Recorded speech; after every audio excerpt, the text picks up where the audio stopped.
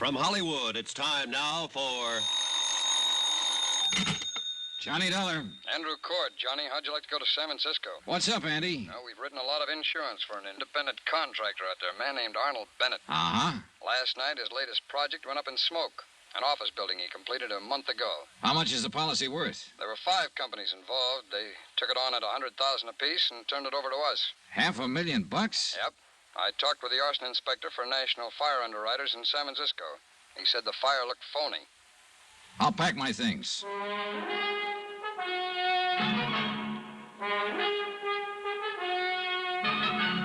Tonight and every weekday night, Bob Bailey in the transcribed adventures of the man with the action-packed expense account, America's fabulous freelance insurance investigator. Yours truly, Johnny Dollar.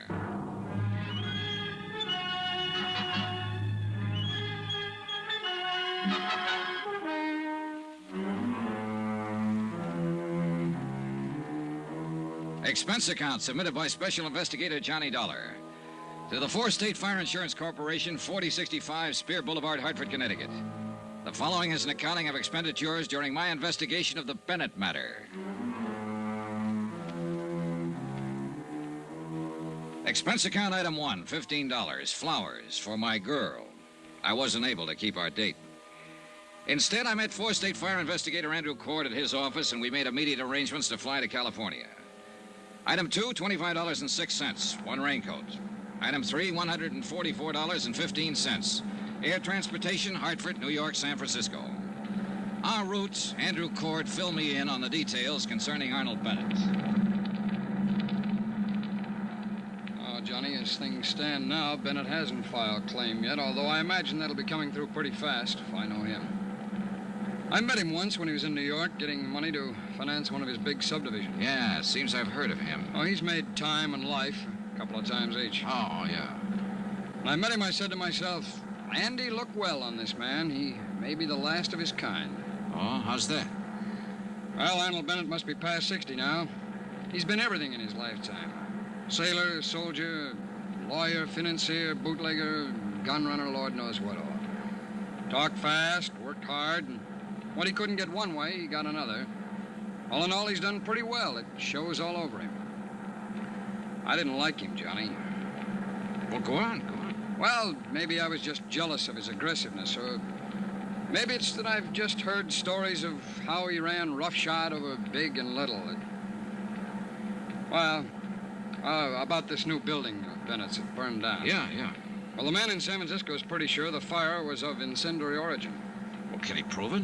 Well, that'll be up to him, and you, and me. 4-State and National Fire Underwriters are going to handle the investigation. Federal, Great Atlantic, and Tri-State Underwriters aren't going to send any men at all. They figure it's best not to clutter things up. Yeah, but proving the fire was incendiary may not be too easy, Andy. Well, we'll see when we get there. There's a standoff motive in the whole thing. We can start with that. What's that? Bennett's in financial trouble, big trouble, taxes, so on. The fire was an out. I see. Well, who's the arson man in San Francisco? Billy Underwood. Oh, good. Bill Underwood's one of the best arson men in the business. Well, it's going to take all of us to get Bennett, Johnny. We'll split it 3 ways. We'll let Underwood handle the fire evidence. You can play front force with Bennett, and I'll comb around in the financial situation. Yeah, well, we sure got our work cut out for us. But listen, Andy, you sound sort of scared of this guy, Bennett. I am, kind of. Why? Nobody's ever beat him.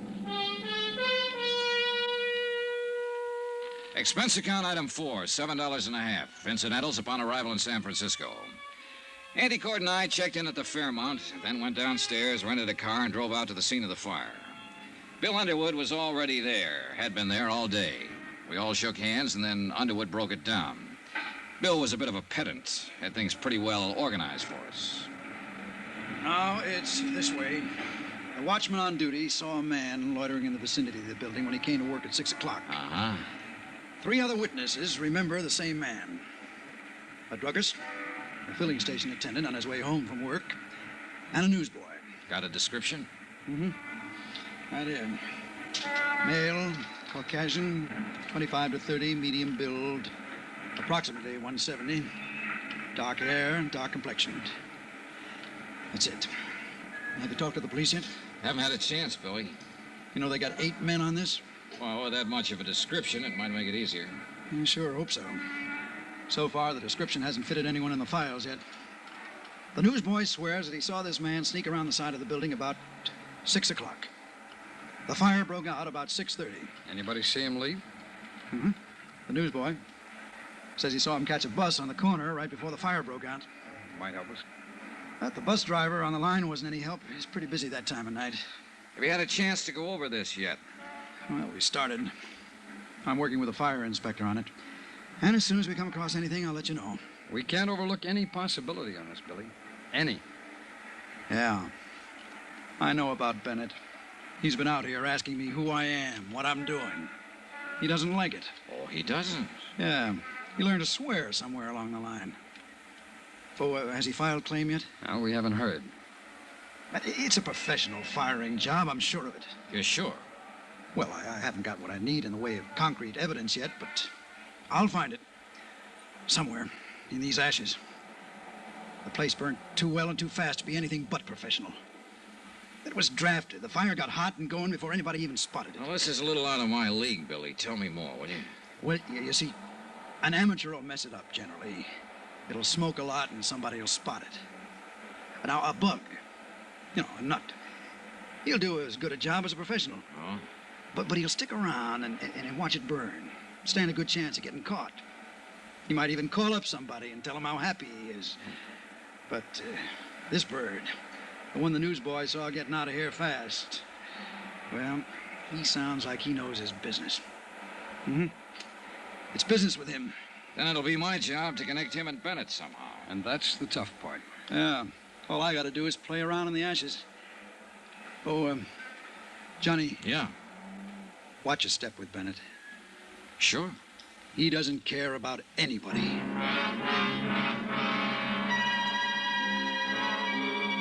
I spent another 2 hours with Cord and Underwood covering the ruins of the 10-story office building that had been gutted the day before.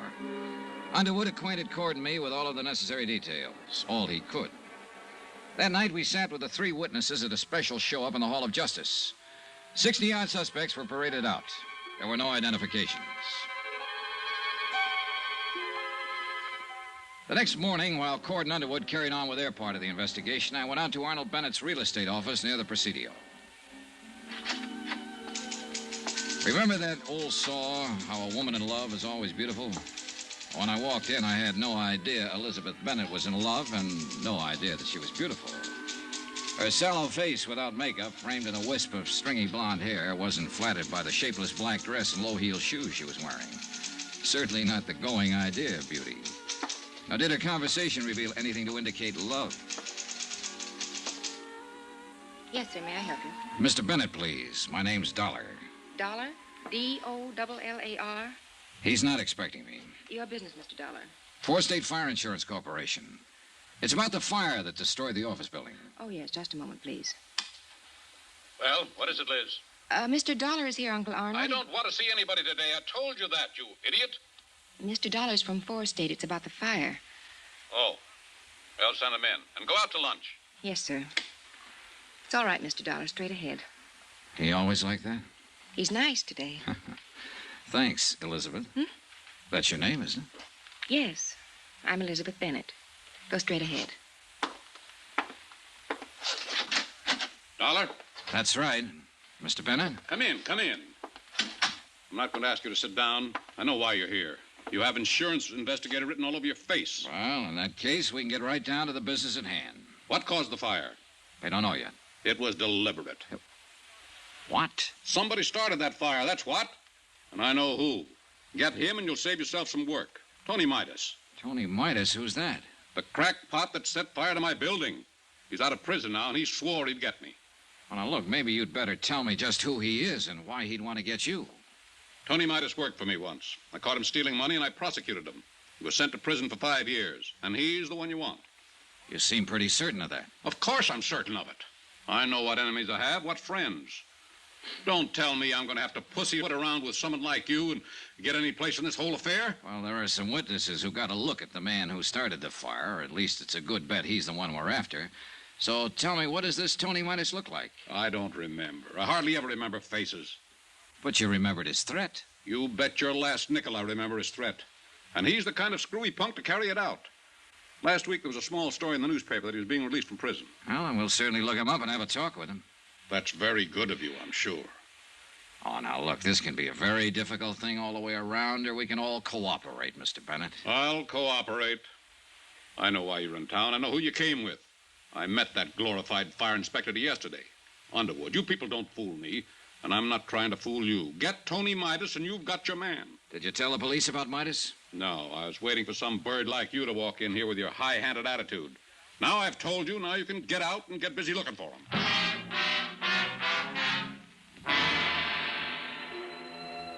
Arnold Bennett lived up to all of his advance notices, and then some.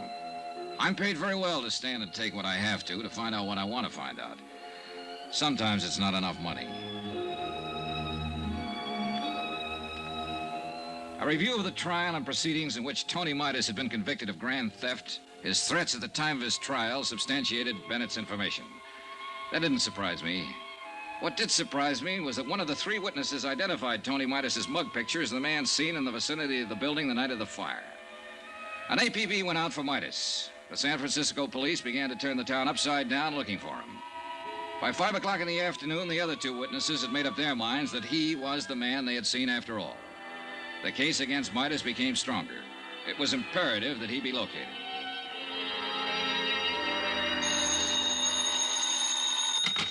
Johnny Dollar. This is Elizabeth Bennett, Mr. Dollar. Remember in my uncle's office? I remember. Mr. Dollar, you're looking for Tony Midas, aren't you? You don't have to answer. I know you are. I think I can help you find him, but he's not the one you're looking for. Look, if you turn him in... Let me finish, and then we'll talk about him. I live at 1038 Mirada Drive. I'll be home in an hour. We can talk there. 2 minutes later, when I was putting on my coat, I received another phone call. This one from Bennett's lawyer. He advised me that Arnold Bennett had filed claim and would bring suit if his claim was not honored in the prescribed length of time. I thanked him for the information and went downstairs, began to look around for a cab. A police car careened into the driveway, and a familiar hat on top of a familiar head leaned out. Hey, Johnny! Go! Yeah, Andy Cord. How's the light, kiddo? Hop in. Okay. It's Inspector Truck and Inspector Cage. Hi, what's up? Somebody shot Arnold Bennett 10 minutes ago.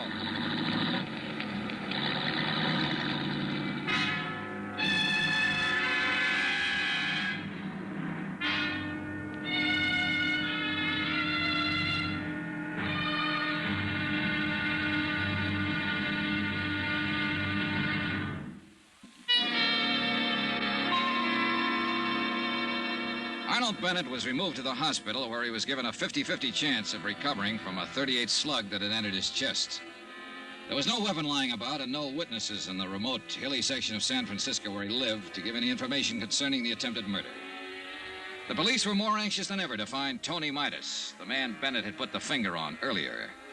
Their reasoning was that if he could burn down a building worth $500,000 to get back at Arnold Bennett, he also might shoot him. I told Andy Cord about Underwood's findings when the police car got us to the scene of the shooting.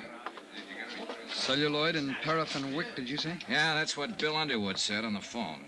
Well, then it would point away from Tony Midas. He was an embezzler, not an arsonist. Maybe. Who's that policeman over there? Oh, that's Inspector Dickens. Well, I talked to him about it for a while. He said Midas lived in San Quentin with a man named Hanley, a professional burner. Yeah? Well, Hanley could have taught Midas a few tricks of the trade. Yeah, it's possible, Johnny. I don't know. At least Underwood is sure that he can prove it had an incendiary origin. Well, that's the first hurdle. Maybe we can't tie it to Bennett at that, Johnny, if Midas did it. Now, let's wait and see what Bennett has to say when he can talk. I think I'll get on over to the hospital. Okay. Oh, here's something that came up. Yeah? Now, you said Bennett attributed everything to this Tony Midas. Mm-hmm. Well, there might have been something personal in it, too. Midas is married to Bennett's niece, Elizabeth. He's what? Yeah, she married him a month before he was convicted. Well, that might explain some things. Yeah, she called me tonight and said she had some information for me about Midas. I was on my way to see her when this happened. Oh, you haven't talked to her yet, huh? No, let's see. It is 1038 Mirada Drive. Wonder if that's far from here. No, Johnny, not far at all. This happens to be 1038. Right here. Oh? Well, we better tell the police about her, Andy. Andy Cord went on over to the hospital to await results on Arnold Bennett. I spoke to the inspector in charge and told him the information about Elizabeth Bennett. The police added the name to the APB already out for Tony Midas. And that's the way the case stood at midnight. By morning, the hospital reported that Arnold Bennett would recover from the gunshot wound. Elizabeth Bennett had not been located, nor had her husband, Tony Midas. I always fix my own dinner. Poached egg and half, ulcers. Name's Dollar? Yeah, that's right. Insurance investigator. You want something, do you? Coffee, maybe? No, thanks, Mr. Engel. Mind if I finish? Go right ahead. What led you to me? The notations about the trial, Mr. Engel. You were the defense attorney for Tony Midas. We're anxious to talk to him. I defended him, yes. I don't think I'm going to be much help, Dollar. I haven't seen him since he got out. I've no idea where he is. We'll find him, Mr. Engel. And what's it all about? Well, Tony Midas has been identified as the man who started a fire in the Bennett building. Or at least who was seen in the vicinity of the building when it went up. I'm sorry to hear that. Are you, Mr. Engel? Tony Midas was a nice kid who got in a little trouble. Everything was against him at the trial. Bennett poured it on. He didn't have to, but he did. He could have let him off. You were Midas's lawyer. Did you try to talk Bennett into letting Midas off? No, I didn't. Nobody talks Arnold Bennett into anything. Oh? Tony never would admit taking the funds. He said he was framed, but he didn't have a prayer with all the evidence against him. Yeah, I read a transcript of the trial. Then you know Tony Midas pleaded not guilty in the face of everything, and he went up. I wanted him to make a guilty plea and rest on the mercy of the court. It was his first offense. Well, he's out now, and it looks like he's trying to get even with Bennett for prosecuting him. All for a lousy 10 grand. Yeah. Did he ever get in touch with you? I told you no. No phone call? No. Do you have any idea where he'd be in town, Mr. Engel? No, I don't. Okay. Then I guess I leave you to your eggs. Dollar. Yeah. If you find Tony Midas, I'd like to know about it. Why, Mr. Engel? Oh, just curious. I'd like to see him. I'd like to see what 5 years in prison does to a kid like that. Mr. Engel, Arnold Bennett was shot in his home last night. No. That's all you have to say? What else is there to say? Well, you could have asked, is he alive or is he dead, for one thing? Suppose I don't care. Okay, he's still alive. They think he'll pull through. Who do you think shot him, Mr. Engel? I don't know. They're looking for Tony Midas for that, too. Oh? Did you know Bennett's niece? Elizabeth? Yes, I met her. Well, they're looking for her, too. She's married to Tony Midas. Yes, I knew. I knew about that. Sit down, Mr. Engel.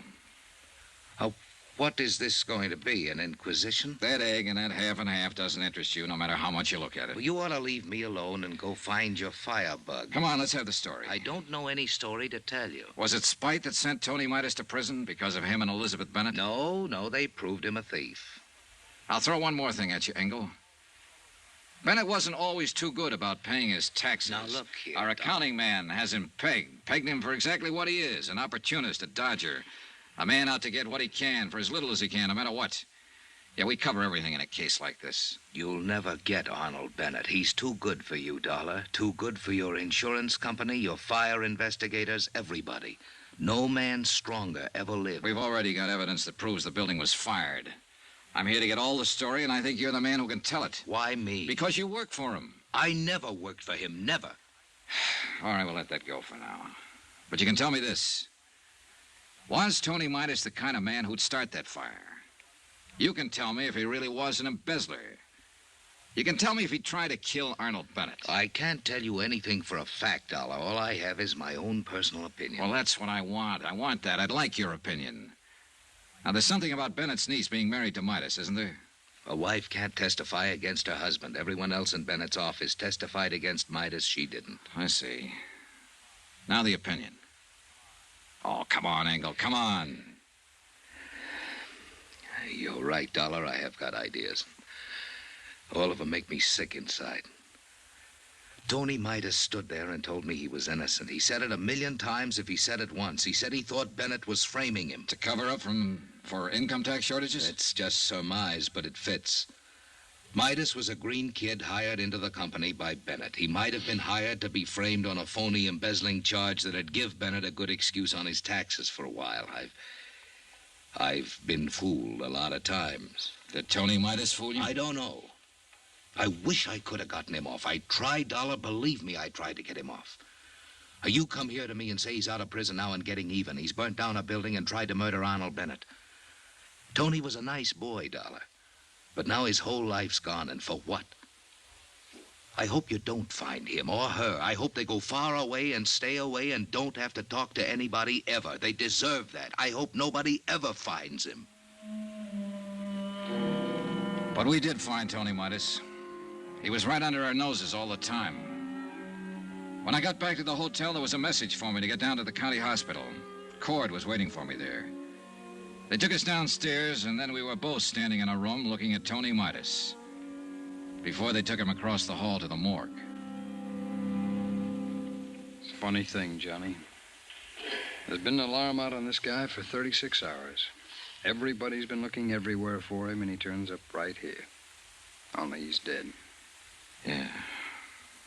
What killed him? TB. He had it awful bad up in San Quentin. It's in the sick ward his last 2 years. When his time was up last week, he made them release him. But he wound up here and died in this hospital. It's rough. He's just a kid. Yeah.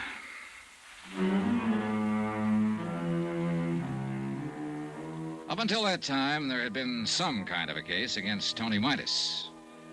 But obviously, since he had been dead almost 2 days, it was impossible to connect him with the attempt on Arnold Bennett's life and the firing of the building. So we were right back where we started from, trying to make a case against Arnold Bennett, who still lay in his hospital room and refused to talk to anybody who came near him. All right, Johnny, now what? Bennett's going to be hard. We'll have to work around him. His niece is the best opening I can think of. Where is she? Police haven't located her yet, huh? Not a trace. Andy, she had some information for me when she called last night. I still want to get it if I...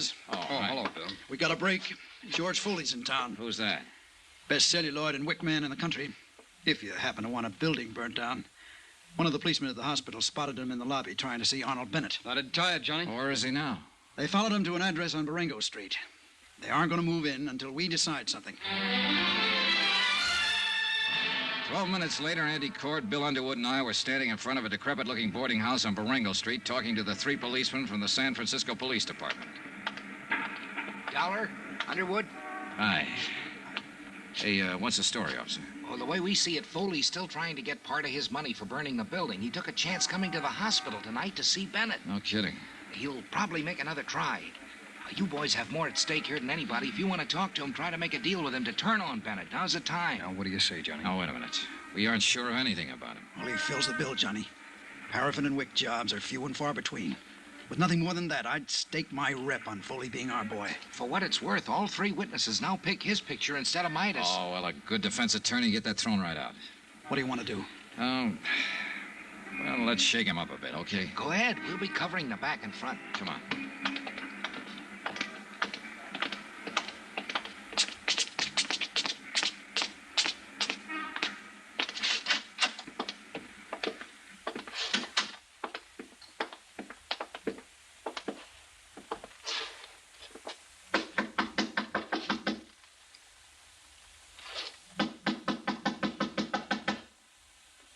We know he's in there, Johnny. Let's bust it. No, wait.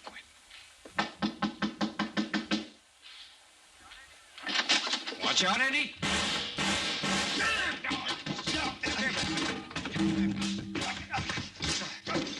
All right. That's enough. You okay, Bill, Andy? Okay. Yeah.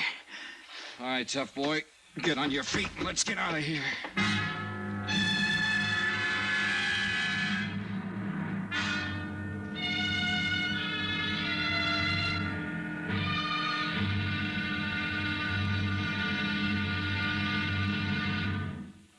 Now, here's our star to tell you about tomorrow's intriguing episode of this week's story. Tomorrow, we have an arsonist right in the palm of our hands with very surprising results. Join us, won't you? Yours truly, Johnny Dollar.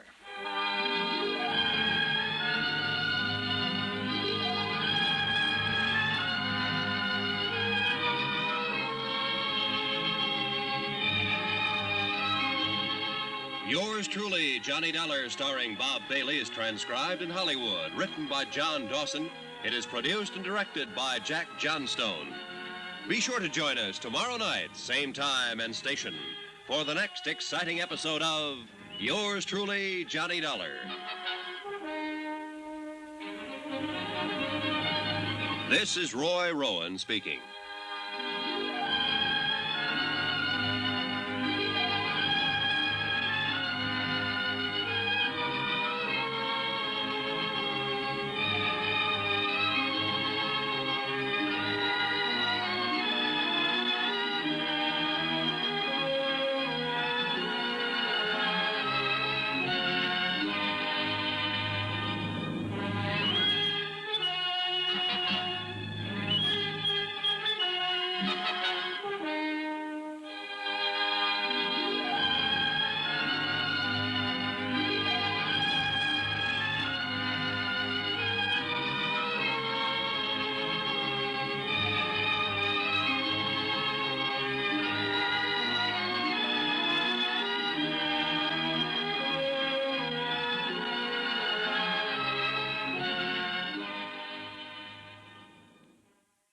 From Hollywood, it's time now for... Johnny Dollar. Andrew Cord, Johnny. How's it going, Andy? All the police have been talking to that arsonist, George Foley, all night long. He won't admit a thing. Won't talk about anything. They're wondering now how long they can hold him. He's the man who fired that building, Andy. Well, we've got to have something more for the district attorney, Johnny. We haven't tied Foley to Bennett at all. If we can definitely charge him with firing that building, then we'll have a lever to go after Bennett. I got an idea. What? Meet you in an hour.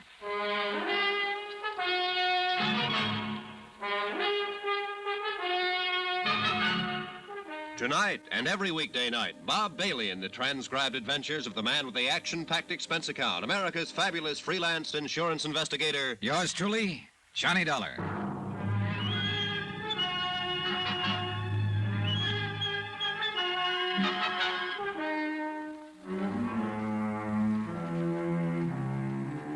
Expense account submitted by Special Investigator Johnny Dollar to the Four-State Fire Insurance Corporation, 4065 Spear Boulevard, Hartford, Connecticut. The following is an accounting of expenditures during my investigation of the Bennett arson matter. Expense account item 6, $1, 2 drinks. Andrew Cord and myself in Cookie's Place, a half a block from San Francisco's Hall of Justice. Andy's a good insurance man, thorough. Well, it's pretty certain they'll have to release Foley unless he admits something, or we can find more evidence against him. How about Bennett? Still no word. Johnny, you can see what we're up against. Yeah. Want one? No, thanks, Johnny. It's for a while. Listen, we had this case tied into Tony Midas until he turned up dead. A vengeance motive against Bennett for sending him to prison 5 years ago. Yeah? All right. Now we know it wasn't Midas, and we're sure it's this George Foley. At least according to Bill Underwood, and Bill certainly knows the arson racket. Yeah, no man better. All right, then. Who shot Bennett? Oh, I don't know, Johnny, but that's not our worry at the moment. Think, Andy, think. It might have been Foley. It couldn't have been Midas. But there is someone else. You mean Bennett's niece? Sure, his niece. She had a reason because of what Bennett did to Midas, who was her husband. And she's got a reason to help us. Yeah, but nobody can find her. Nobody knows where she is. They'll find her. And I want to make a deal. You what? Sure. If I find her, I'll ask her what information she can give us about Bennett and Foley. Possibly she has something. She said she did once. Now, look, if she shot her uncle, she'll have to stand for assault and attempt to kill. Can we give her legal help in her case? Johnny, I don't know. I want to know if I can promise her that if I see her. Can I? Well, you can tell her that we'll do what we can, the very best that we can. Okay, good. Want another drink? No, thanks, Johnny. All right, I'll try and get in touch with Elizabeth Bennett. How? The police haven't gotten anywhere. Oh, I've been here 2 days, and I got friends all over this town. Expense account item 7, $1.05, cab fare. From the Hall of Justice to the apartment house of Marty Engel, lawyer, philosopher, and egg poacher. Again? Yeah.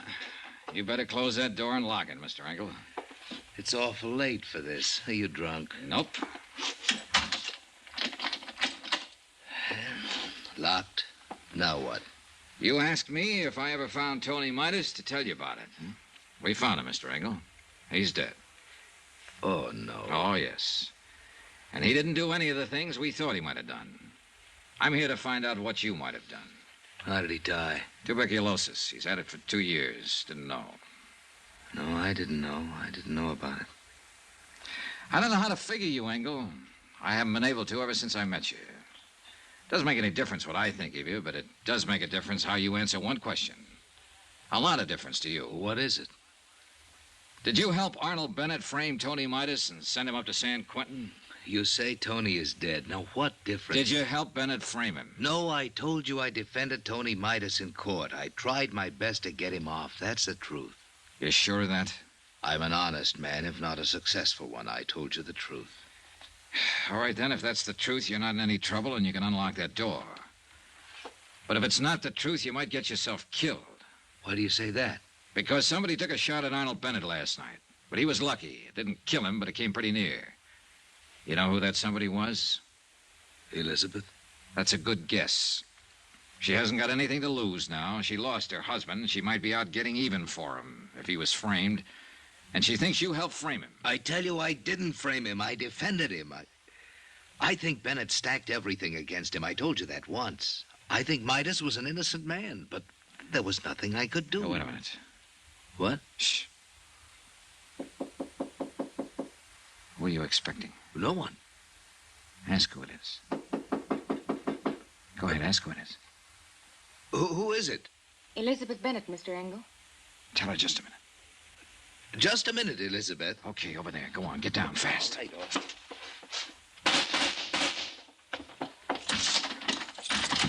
No, you don't! Engel, call the police. Hold it, Elizabeth, hold it up.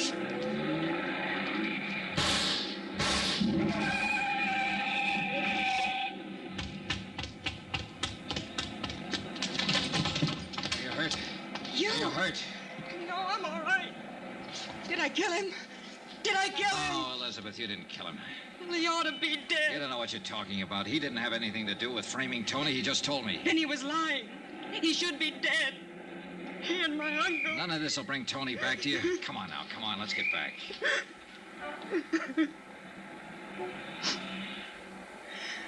How many tramps have you met in your life, Mr. Dollar? A few. Come on, come on. When you met my Uncle Arnold, you met a real one. He stole money from himself and made it look like Tony did it. And that one in there helped him. Why didn't you let me kill him? You're wrong about Engel. He didn't help your uncle. He tried to help Tony, honestly. Well, then I'm glad I didn't kill him. How's my uncle? He's getting better. Will he go to prison? We have to prove he hired somebody to fire the office building. He hired George Foley. I know that. Would you swear to Yes. it? Can you? Yes. He blamed it on Tony. When I went over to see Tony last month in the prison hospital, he was dying. Oh, I knew it. He had that look in his eyes. Helpless. And he knew what my uncle had done to him, and he couldn't do anything about it. But you figured you could.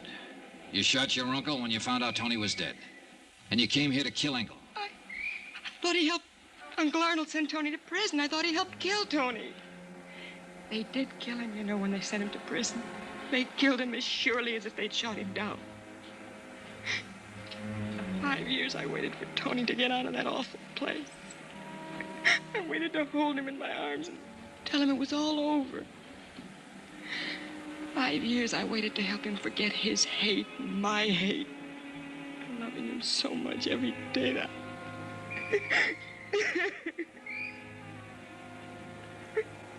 Now he's dead. What can you or I or anybody do about what they've done to Tony? Look at me, Mr. Dollar.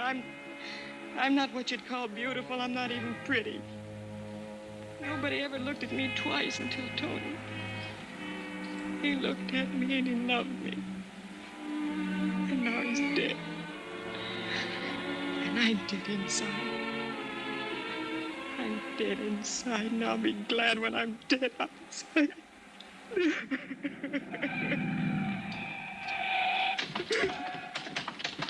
Shooting in this neighborhood? Wait a minute, officer. What's that? No one's hurt. Come on, Elizabeth.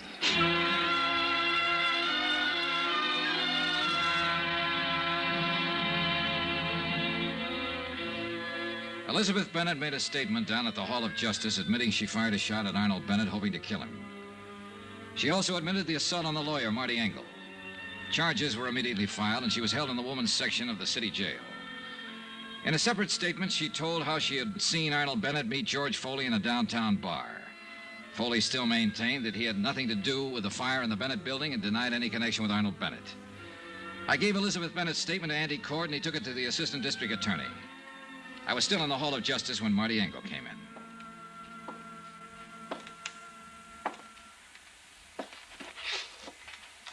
Dollar?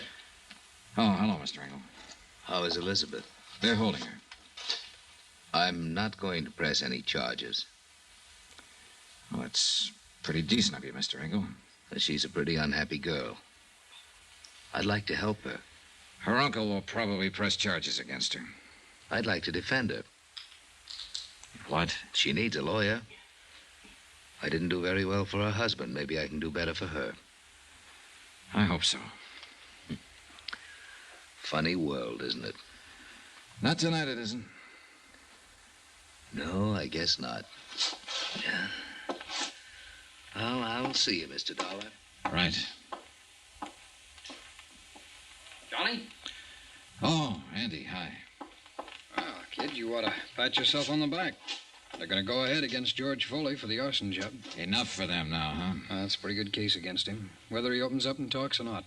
A statement from him would still be better. Always. But he's been around, Johnny. He hasn't given anybody the time of day yet. Yeah. Oh, about Elizabeth Bennett. I can arrange counsel for her. She's already got a lawyer, Andy. Okay, then we'll pay his fee. He doesn't want any fee. What's the matter, kid? Boy, maybe all this has been a little too much. Hey, what time is it? 10:15. There's a plane out at midnight. If you don't need me anymore, I think I'll be getting back to Hartford. Sure, Johnny. Sure, I'll look after things here.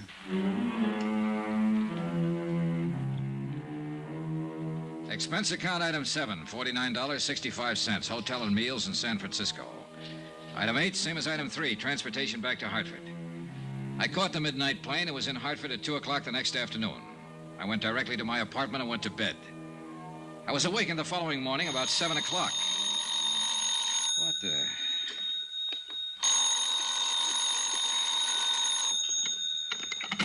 Johnny Dollar. San Francisco calling, Mr. Dollar. Okay. Is this Mr. Dollar? Yes, yes. Mr. Andrew Cord is calling. One moment, please. Go ahead, please. Johnny, Hi. can you come back to San Francisco right away? Can I... Well, I just got home. We need you again. Jake Eggleston is going to defend Foley in court. Eggleston. He's already got him out on a writ. What? This case is worth $500,000 to us, Johnny. If anything happens that Foley gets off, we won't have a chance to get Bennett. You sound scared. I am. Somehow, Bennett's holding the best cards again. We got a good case against Foley. Once that's settled, we can get Bennett. I want to make sure. Okay, I'll get the first plane. Thanks, Johnny.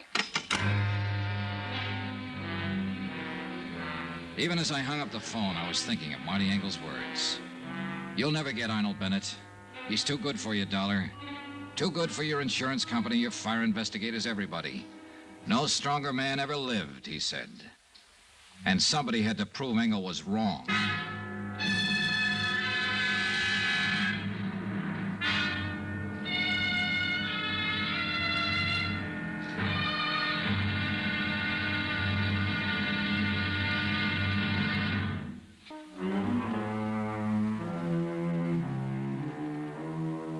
Expense account submitted by Special Investigator Johnny Dollar to the Four State Fire Insurance Corporation, 4065 Spear Boulevard, Hartford, Connecticut. The following is an accounting of expenditures during my investigation of the Bennett matter. Expense account item 9, $124. Air transportation, Hartford back to San Francisco again, and the Bennett case, which I thought was finished with. I was at the Hall of Justice by 9:30. I met Andrew Cord outside of the Superior Court. This may be the last day of the trial, Johnny. Anything new since I talked to you on the phone, Andy? Well, I may be worrying for nothing, since Finley's handled it all pretty well for the state. He's one of the assistant DAs, but Foley's still holding on to a not guilty plea. Well, isn't that just coaching? Well, maybe. But you remember Foley didn't make any statement when we took him, and the police got nothing out of him at all. Foley had something like 28 arrests besides 2 convictions. He knew the ropes. Yeah.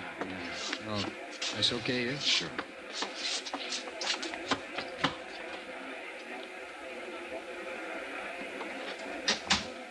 Oh, just in time. Yeah, seems to be the clerk now. Yeah. Court is now in session. His Honor, Judge William J. Bainbridge presiding. Everybody stand.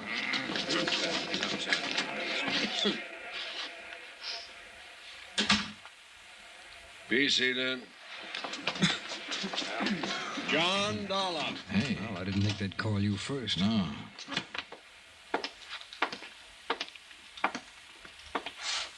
Raise your right hand. You solemnly swear the testimony you're about to give is the truth, the whole truth, and nothing but the truth, so help you God? I do. Be seated. As you know, I'm Charles Finley with the District Attorney's Office. State your name, please. Johnny Dollar. State your occupation, please. I'm an insurance investigator. How long have you been engaged in your profession as an insurance investigator? 10 years or more. Now, tell us, please, prior to that, what kind of work did you do? I was in the United States Marine Corps for 4 years. Before that, I was Detective Sergeant 2nd grade with the New York Police Department. Do you have any papers or letters in your possession that verify your professional status, Mr. Dollar? Yes, I do. I have letters of reliability from 13 insurance companies and adjustment bureaus I've been associated with, and my record as police officer. Thank you. Will the court clerk please hand these papers to counsel for the defense so he may examine them? Yes, sir. Thank you. Now, tell us what your connection with this case is, Mr. Dollar. I was employed by the Four-State Fire Insurance Corporation of Hartford, Connecticut, to conduct an investigation in regard to one of their policyholders. Arnold Bennett. Yes, Arnold Bennett. Will you please tell the court what the results of that investigation were? The Bennett building was destroyed by fire. I worked with arson experts from my own organization and with the police here to determine the cause of the fire. Go on, please. At the scene of the fire, our expert, William Underwood, located certain items which we recognized as part of the paraphernalia generally used by professional arsonists. Will you please state what those items were? A scrap of celluloid and a paraffin wick. Anything else? Samples of the ashes, which were later analyzed and proved to be celluloid ashes. I wish to remind the ladies and gentlemen of the jury that the public fire adjuster, the gentleman from the Skyline Laboratories, and the 2 gentlemen from the Fire Inspection Department have previously testified as to the identity and uses of these items. Will you continue, Mr. Dollar? Well, these particular items suggested that the fire was of an incendiary origin. The next problem was to establish the exact method used in starting the fire. Were you able to determine that method? Yes, sir. In order to refresh the minds of the jury, would you mind describing what was established? A heavy woolen wick. This one, Mr. Dollar? That one, or one-legged. Exhibit C. Please continue. This wick had been soaked in paraffin and then stuffed into a paper sack that was filled with celluloid. It's a simple method. The wick is lit and takes anywhere from 3 to 10 minutes to burn down to the celluloid. Now, once that happens, the celluloid flares up and fires anything combustible in the vicinity. And that is the method you determine caused the fire in the Bennett building? Yes. And I'd like to qualify that by saying the arson experts from my own company and the gentlemen from the police and fire departments here in San Francisco determined it definitely. Mr. Dollar, by this means, you connected the defendant, George Foley, with the fire you were investigating. Yes, we did. How? George Foley improvised the method I have just described. Improvised? You mean it is his method? I object, Your Honor. The prosecution is putting words into the mouth of the witness. I'll rephrase for Mr. Eggleston. Is this method identifiable with the defendant? Yes, sir. Will you explain the identification? The police files here show that Foley has been convicted of setting 2 other fires in this state. On both occasions, he employed that method of fire. Your Honor, I object. The career of the defendant as a professional arsonist is a matter of public record. The defendant's previous record has no bearing on this case. I object. Mr. Dollar, will you rephrase and delete any reference to the defendant's criminal history? The procedure in locating an arsonist is to first establish the method of operation. In this case, where the wick celluloid method was used, The defendant's name came up immediately. The defendant made an attempt to call on Arnold Bennett in the hospital. The defendant was positively identified by 3 witnesses as the man they had seen near the Bennett building prior to the fire. I remind the jury of the testimony of those witnesses. Go on, Mr. Dollar. The police crime laboratory examined all of the clothing Foley was wearing at the time of his arrest and all of the clothing in his room. There was definite evidence that he had been in the Bennett building. Will you tell us what sort of evidence, please? Well, paint smudges on the soles of his shoes and metal filings and cuffs of his trousers, compared with samples that were still available in the building, where certain painting and metal work had been in progress. You connected him with the improvised method of firing. You proved that paint smudges and metal filings came from the Bennett building. The defendant attempted to contact Arnold Bennett. What else? Arnold Bennett's niece, Elizabeth Bennett, informed me that her uncle, Arnold Bennett, hired the defendant to fire the building to collect insurance.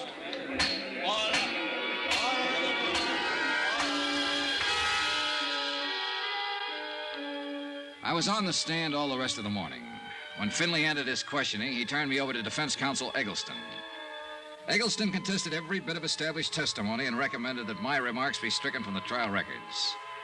The summations came right after that, and then the case went to the jury. Expense account item 10, $3, lunch for Andrew Cord and myself. Foley has to be convicted or we'll be on the defense when Bennett's insurance claim comes to court. And we'll probably get stuck with it. Hey, while the jury's out, why don't I go over to the jail and talk with Foley? Now, what good would that do, John? Well, Foley must know they'll give him the works if he admits something He'll to us. admit nothing. He sits there in court like they were talking about someone else. Oh, Johnny, it's too late. Yeah, but if he did, you could go ahead and file criminal charges against Bennett. Beat him to the punch. Well, I'd like that. Oh, we get Foley and we've beaten Bennett, and I like that. The job of getting to a prisoner who's standing trial isn't an easy one, especially when he's under the surveillance of a smart defense attorney like Eggleston. I talked to Judge Brainbridge in his chambers and told him what I had in mind. I broke down the case against Foley as the insurance company saw it, and the possible case against Arnold Bennett if Foley was found guilty. Judge Brainbridge arranged for me to see Foley. He was sitting in his cot. Eggleston was standing nearby. Hello, Dollar. Hello, Eggleston. Hi, what do you want? Well, I thought we ought to talk about this thing while there's still time. If it's okay with you, Mr. Eggleston. It's okay with me, Dollar. I'll be right here. Still time for what? To get you part of a break, Foley? Oh, that's a real good one, that is. You sit on a witness chair all morning, you tell them what a bad boy I am, then you walk in here and tell them you want to give me a break. I do. Go away. Now, wait a minute, George. It won't hurt to listen to him. Oh, you're a great one, you. I'm the guy who's sitting in this cell. Both of you can walk out of here and have a good steak for dinner tonight. All right, George. Listen to him. This isn't a courtroom. When you were first hauled in, Foley, you could have made a statement telling us Bennett hired you to fire that building, waived a jury trial, and thrown yourself on the mercy of the court. But you didn't do that. You made everybody work hard to give it to you. And that's exactly what they're going to do. That jury will come out pretty soon and throw the book at you. Hey, is that true? I'm not so sure of that, Dollar. Tell us precisely why you're here. You both know my company's after Arnold Bennett. He's filed claim against us for not paying off his fire policy. Foley, we know he hired you to fire that building. Yeah? And if you're smart, you'll send for the guard and make a request for the court to come back in session before the jury returns. You can tell them Bennett hired you. You can change your plea to guilty and throw yourself on the mercy of the court.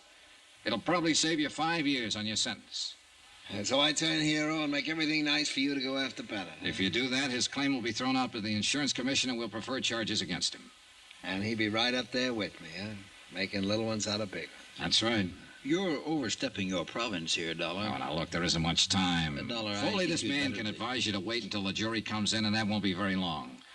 But then it'll be too late for you to help yourself. I don't like this high-pressure stuff. I don't care what you like or dislike, Mr. Eggleston. Now, listen, Foley. They've got an 8-point case against you in there. Is he right, Eggleston? It doesn't make any difference. The jury decides. You say it saved me 5 years on my sentence? Yes. George. What do you think? Up to you, George. I've told you what I think. Ah, swell spot, swell. Oh, come on. What is it? I'll risk it. You're crazy. There's a chance those 12 clunkheads will walk out and tell everybody I'm not guilty. Come on, get out. Those last 5 years will be pretty hard ones. Guard. Thank you for the offer just the same, Dollar. You don't use your head much, Foley. If it hadn't been for you, I wouldn't be in here. So don't worry too much about what happens to me. If it weren't for guys like you, I wouldn't be in business. And I'm not worried. Dollar. Yeah? Yeah, I hope they let me loose on this one. For your sake. Don't plan on it. On account of... I'd like to kill you or something.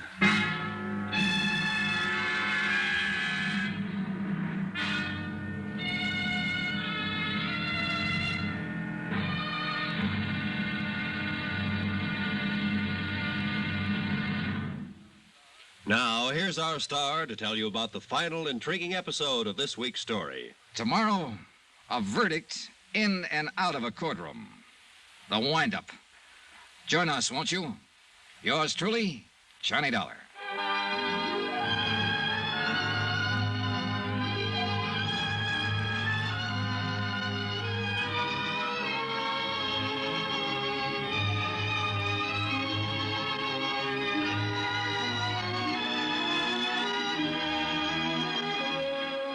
Yours truly, Johnny Dollar, starring Bob Bailey, is transcribed in Hollywood. Written by John Dawson, it is produced and directed by Jack Johnstone. Be sure to join us tomorrow night, same time and station, for the next exciting episode of Yours truly, Johnny Dollar.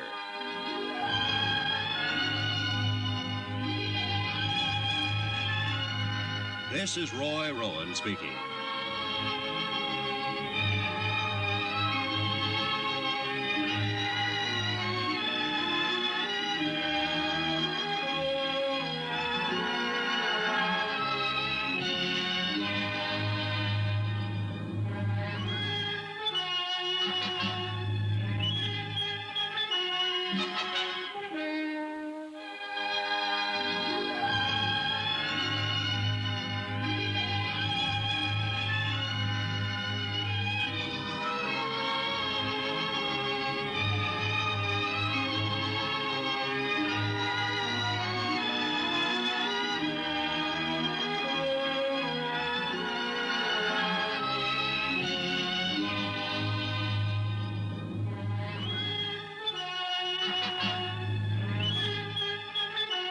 From Hollywood, it's time now for...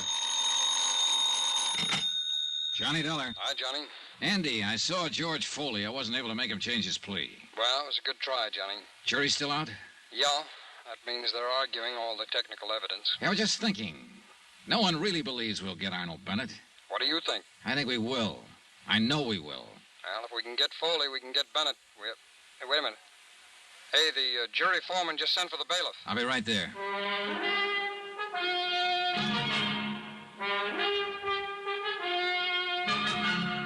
Tonight and every weekday night, Bob Bailey in the transcribed adventures of the man with the action-packed expense account, America's fabulous freelance insurance investigator. Yours truly, Johnny Dollar.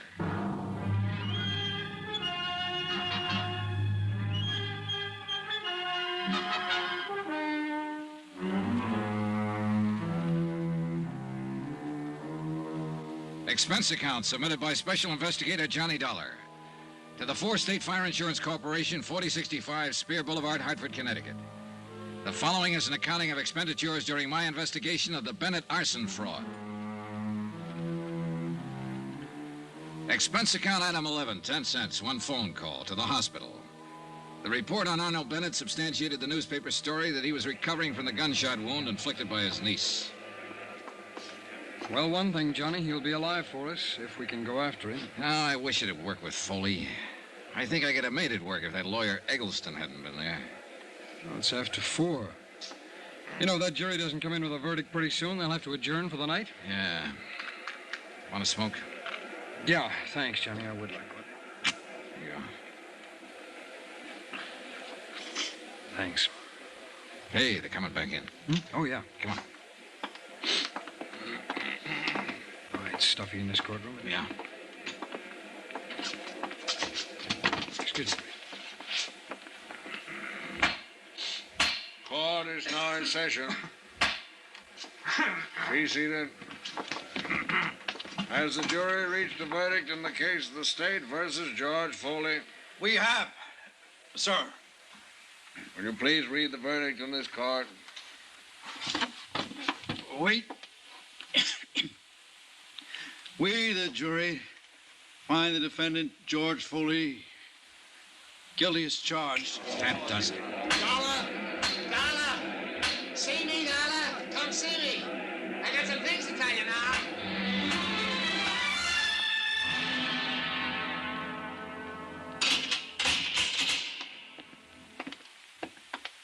Who's this with you, Dollar? Andy Cord with the insurance company. Oh. Now, look, I haven't got any deals to offer, Foley. You know that. Yeah, I know. So I took a chance. It's a lousy 5 more years. What about Arnold Bennett? You're a little anxious. I want some information first. They only gave us 10 minutes, Foley. Where's Bennett now? He's still in the hospital. He's going to be all right. He's out and I'm in. That's a break. Oh, come on, Foley. Let's have it if you have anything to say. Can you get Bennett? Can you really get him? I'll tell you frankly. We think we can get him with or without your help now. It doesn't make too much difference. Maybe it'll take longer without your help, but we'll get him.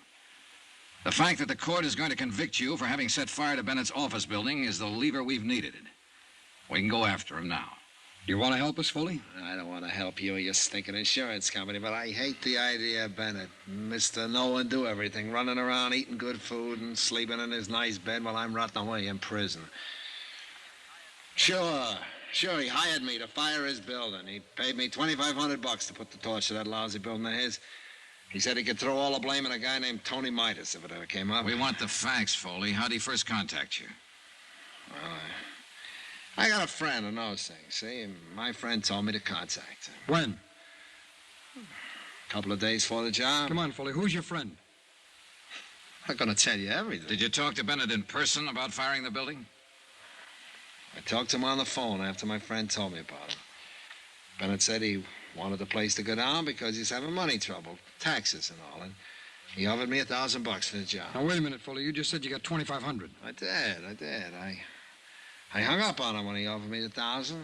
I called him back later on and told him I wanted $4,000. Well, we argued about it and then finally hit on the $2,500. Did you meet him then? Sure. No, I never met him. I saw him once, and I walked by the building to look it over, but I never met him. Bennett's niece said she saw you two together, Foley, a sworn statement. Yeah, she's a liar. How about the money? How'd he pay it to you? He left it for me in the check stand at the bus terminal over on 4th Street. I told him how to do that and when to leave it. Now, let me get this straight, Foley. You made the deal to fire the building over the phone. And you went ahead and looked at the job. You never talked to Bennett in person? That's right. And you made arrangements for him to pay you $2,500 by leaving it in the check stand at the bus terminal? Yeah. When did you make these arrangements? The day before the job. How'd you work it? I just told you. I mean the money. Oh, half of it the first time, and after the job was over, he left the other half for me. And you got it all? Sure, in cash. Why were you trying to see him in the hospital after he was shot? Try and shake him down for another 5? Oh, brother. Come on, let's start over. Well, what do you mean? Oh, you're trying to sell us a bill of goods here. For what reason, I don't know, but I know this. You had to meet Bennett. You had to see him, Foley. You had to talk it over with him personally. I just told you I picked up the money in the bus time. I don't believe that. Bennett wouldn't have left the money for you to pick up.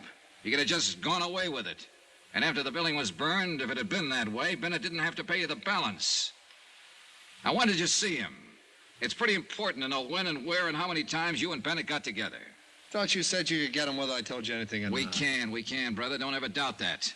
But if you tell us some facts, we can get him faster. All right, now. Where did you first meet him? Was it in a restaurant? Someplace with people around? No. I met him in his car. He was parked on Market Street near 5th. That's the way we arranged to meet each other over the phones. Did anybody see you meet him? People on the street, I guess. When did this meeting happen? Night I torched his building? He paid you then? Yeah. The whole $2,500? Yeah, all of it. What'd you do with the money? Never mind. Do you still have it? Never mind. Oh, this is a waste of time. You weren't telling us anything. Well, why should I? Well, why'd you call us here if you didn't have anything to say? Well, I'm saying something. You guys aren't listening.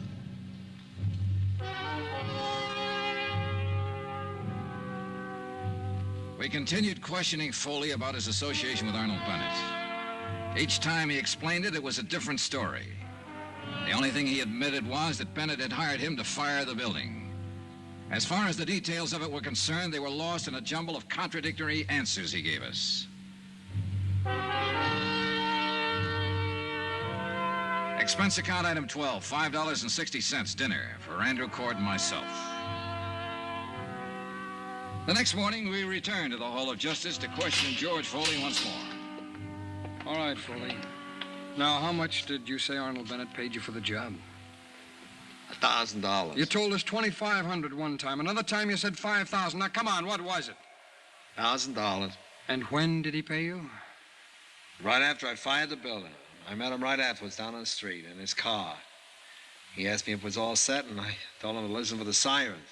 And pretty soon, somebody put in the alarm, and the fire engines come out. He paid me that all right. The place was three-quarters gone by that time. He knew I did a good job. Where was this you met him now?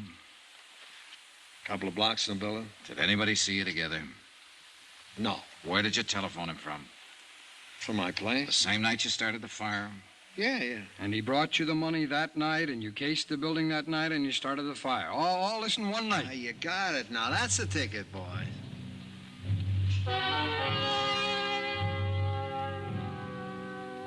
It became increasingly evident that Foley was attempting to convince us that he was mentally deranged. In spite of the fact that he'd already been tried and found guilty and was slated to appear at 10:30 the following morning for sentencing. It's an old trick, and with arsonists, where sanity is questioned from the beginning, a good one. However, Foley had been examined by 3 psychiatrists appointed by the court.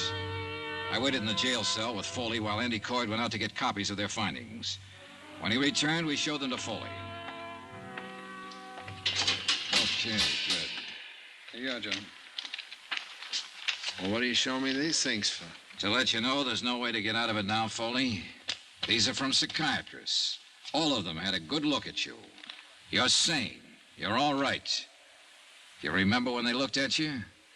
No. All right, look at the dates on the paper. You can read, can't you? Sure. January 15th, January 16th, January 21st. Witnesses were around for all the examinations. Well? Well? Are you through playing games now? Okay, Dolly, you guys win. Come on, give us the story. All right. I met Arnold Bennett at the Hopkins bar about a month before the fire. I made sure I'd meet him there. Now, what do you mean, Foley? Well, I've been setting fires for a living for a long time now. I always have a list of people like Bennett who could use a fire. They get around. I knew he was in trouble 4 or 5 years ago with the income tax people. They sent a guy to prison for cover-up. Tony Midas. Yes, Tony Midas. I figured he'd be needing another one pretty soon, so we had a drink. I brought it up. Who paid for the drinks? He did. Who saw you together? The bartender. His name is Alfred. There was a maitre d' there, a couple of people at the table. I put the proposition up to him. How'd he like to have his building burnt down and collect his $500,000, get himself out of trouble? Well, he said he'd like that fine. I told him it cost him $5,000 in advance. He said he couldn't raise that much, but he did manage to get $3,500 together. I took it, and I did the job. What'd you do with the money? I still got it. Where? It's not going to do me any good now. I buried it in a gallon can in a vacant lot over by the tower. I could show you where. Okay. We'll get you to do that. Swell, I'll be glad to. Hey. What? I can send Bennett up the same way you're sending me up. Huh? I can testify against him at his trial.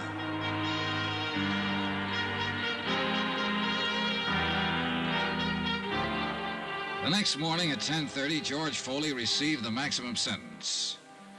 2 hours later, charges were filed against Arnold Bennett, naming him for conspiracy, arson, attempted defraud, and collusion. A warrant was issued for his immediate arrest, but it was never served. Arnold Bennett died in the hospital that night. In a way, you could still say that no one ever beat him. He beat himself.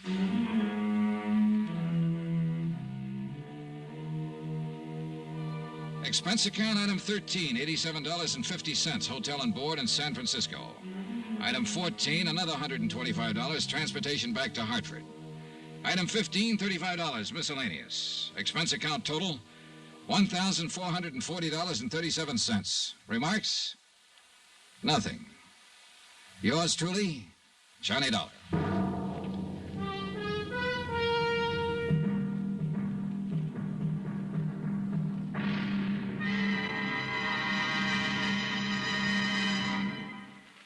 Remember, there'll be another intriguing story for you beginning next Monday night. Next week, the Fathom 5 matter. Death on the high seas. Join us, won't you? Yours truly, Johnny Dollar.